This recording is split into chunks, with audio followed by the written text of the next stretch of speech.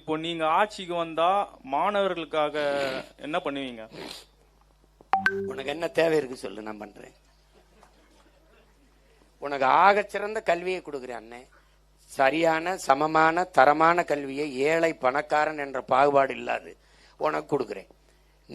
நீ வந்து நான் வந்துட்டா என்ன செய்வேன்னு நினைக்கிறேன்னா, தனியார் பள்ளியில என்ன தரம் இருக்குதுன்னு இந்த மக்கள் அங்க பள்ளிக்கு படையெடுக்கிறாங்களோ கல்லூரிக்கு எடுக்கிறாங்களோ அந்த தரத்தை அரசு பள்ளி கல்லூரியில் கொடுக்கிறது. அரசு பள்ளி கல்லூரியில் படித்த மாணவர்களுக்கு தமிழ்நாட்டு அரசில் வேலை வாய்ப்பில் முன்னுரிமை கொடுக்கிறது.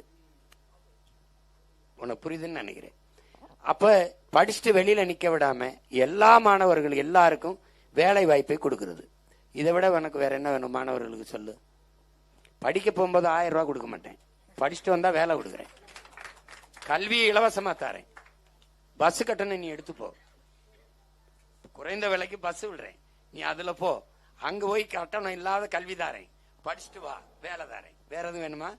நன்றி. அண்ணா